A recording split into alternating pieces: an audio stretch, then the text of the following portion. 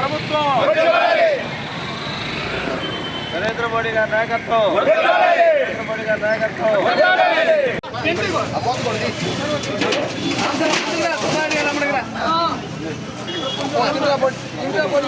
పెడతాం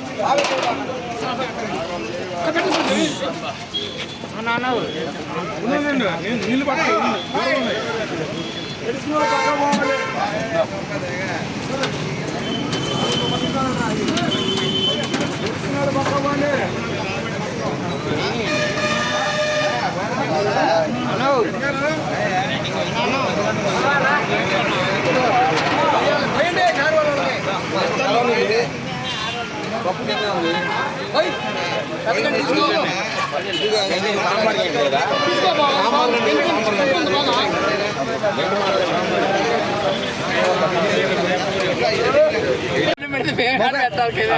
అందరికీ నమస్కారం అండి.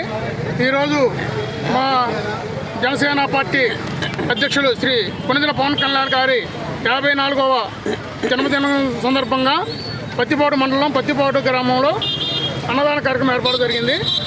మా నాయకుడు అంటే మాకు ఎంత ప్రీతో మా ఈ సందర్భంగా మేము తెలియపరుస్తున్నాము. మా నాయకుడు అంతకుముందు 300 కోట్ల రూపాయలు రైతులకి, కౌలు రైతులకి, ఆత్మహత్య చేసుకున్న కౌలు రైతులకి విరాళం ఇచ్చారు. మరియు జీరో పాలిటిక్స్ అని మొదలుపెట్టిన మొదటి నాయకుడు పవన్ కళ్యాణ్ గారు. ఈరోజు ఏ ఆశకి లోపడకుండా పాలిటిక్స్ రాజకీయం చేస్తున్న నాయకుడు పవన్ కళ్యాణ్ గారు. నమస్కారము. ఈరోజు మన ఆంధ్రప్రదేశ్ గ్రామీణాభివృద్ధి శాఖ మధ్యలో అటవీ శాఖ మధ్యలో పవన్ కళ్యాణ్ గారు 53 సంవత్సరాలు కంప్లీట్ చేసుకుని 54వ సంవత్సరంలోకి అడుగుపెట్టినారు. మరి ఈరోజు చంద్రబాబు నాయుడు గారు రాజమండ్రి జైల్లో 54 రోజులు అరెస్ట్ చేసినప్పుడు ఒక సింహంలా గర్జించాడు. సింహంలా గర్జించడమే కాకుండా గర్జించడం సింహం నైజం, వేటాడడం సింహం నైజం. ఈ దగాబడ్డ 5 కోట్ల ఆంధ్ర ప్రజలకు నేనున్నానని భరోసా ఇచ్చిన నాయకుడు ఒక పవన్ కళ్యాణ్ గారు. మరి పవన్ కళ్యాణ్ గారి ఆశయాలని ఎల్లప్పుడూ మనం నెరవేర్చాలి.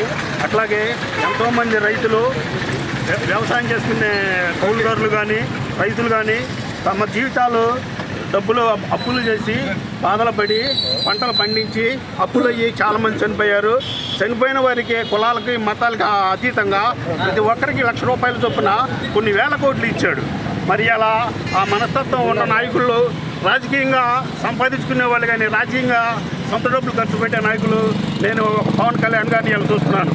మరి జగవీర పోరాట పటత్వం కలిగిన నాయకుడు, అట్లాగే దేశభక్తి భావాలని, అల్లూరి సీతారామరాజు దేశభక్తి భావాలని పుణికిపుచ్చుకున్న నాయకుడు, భగత్ సింగ్ త్యాగాలని పుణికిపుచ్చుకున్న నాయకుడు మన పవన్ కళ్యాణ్ గారు.